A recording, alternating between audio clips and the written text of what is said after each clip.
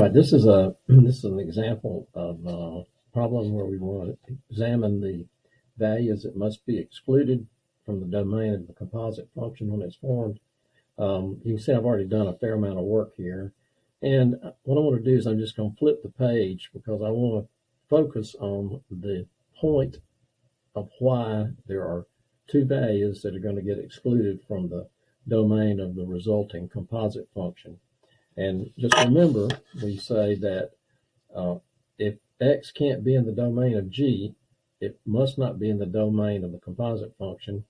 And then if there's any x for which g of x, the result that comes when you process x through g of x, if that result is not in the domain of f, then that also must not be in the domain of the composite function. And I just want to show you with this problem clearly why that's the case. And so we can say, well, let's look at g of x first. And we've already said now that are there any x values that we got to exclude from the domain of g of x? I mean, that's the first point on the slide. If an x value can't be in the domain of g, then it can't be in the domain of the composite function. And so that's pretty easy to see. We're just concerned about if this denominator becomes a zero. And how would it become zero? Well, if you put in a value of x that makes it zero, it's going to become zero. And you can see this is pretty straightforward, right? So immediately we're going to say, look, x cannot be 2/3 because 3 times 2/3, well, the 3's are going to cancel, and you get 2 minus 2, and you get 0. So that's the first exclusion. Now, notice that we also have in our original function that in the original function, now notice in the original function, x cannot equal positive 1, because if it is positive 1, minus 1 is 0, and we get division by 0 here, which is undefined. So what does that mean? Remember now, when we do the composite function, x is going to get replaced by g of x. So if I say, well, is there a value for x here that causes g of x to equal positive 1? So what do? Well, we just say, all right, let's take 4 over 3x minus 2 and find what value might make it equal to 1. Okay, so you multiply both sides by 3x minus 2 to clear that out, and you get 3x minus 2 is equal to 4, and then we get 3x is equal to 6, and we say x 2. So what we're going to say now is we're going to say, whoops, in the input coming into the composite function, we cannot allow it to equal 2 or 2/3. Now let's build the composite function, and you're going to see pretty clearly why these values become a problem for us. So we start off with 5, and x is going to get replaced with all of this, 4 over 3x minus 2 minus 1. All right, now, the work I'm going to show you in a minute on the other page, I start from here and work down to get the final simplified version of the composite function. In other words, we don't have this is actually 5 over 1, so we don't have a complex fraction.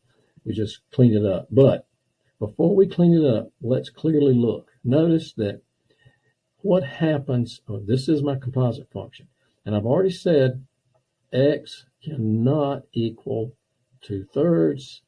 X cannot equal positive 2. Positive 2/3 or positive 2. So what happens? Well, what happens in the composite function if I allow x to be 2/3? Well, you can see what's going to happen. We're going to have the 2/3 here is going to cause this denominator to go to 0. I have 4 divided by 0 in the composite function, which is not allowed either. If it wasn't allowed in the original function, it's not going to be allowed in here. Okay, so we kind of see that one. Now look at this one. What about the positive 2? This one's pretty neat because look, if I let if I let x come in as positive 2, what's going to happen here is this. I'm going to have what? 3 times 2 is 6. 6 minus 2 is 4. 4 over 4 is 1, and 1 minus 1 is 0. Well, I'll be darned. So that is a clear way to see why these two values get excluded. All right? I'll come back to this before I finish the video. Now, let me go over to the other page just for a second.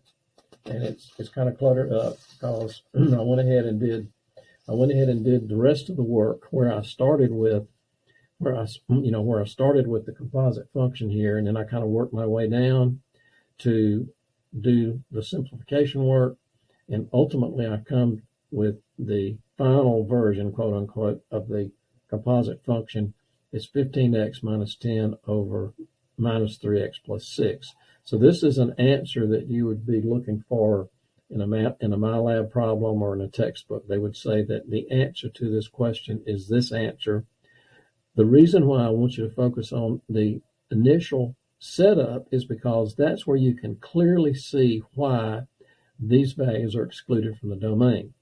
I won't take too much time to explain this. In other words, I had 4, had this fraction minus 1, so we had to get a common denominator. We multiplied through by 3x minus 2 on this side, and we get the common denominator here, and then we just kind of simplify this, and then we clean this up by multiplying through by the reciprocal of this denominator fraction, cleans it up, and we get to here. All right. So, and down here I did some work just to see what was the result if I took the original function and evaluated it or made it the composite function of its. In other words, I took the original function and evaluated it at its composite function just to see what I'd get. And I was just curious to see what the result would be, which was not worth talking about. Oh, and I did some work over here to figure out what was the inverse. What was the inverse of this original function? So that was not one of the questions. All right, let me go back now one more time. Again, why? Why are positive 2 and 2/3 excluded? Because when you build the composite function, its initial step, you can see clearly if I let x be 2/3 here, I have the same problem that I had up here. If I let x be positive 2, then this becomes 6 minus 2 is 4, 4 over 4 is 1, and 1 minus 1 is 0. So it's pretty clear why those values are excluded when you look at it in the initial form. Now, it's going to change as we go down and do that simplification work that you saw on the other page.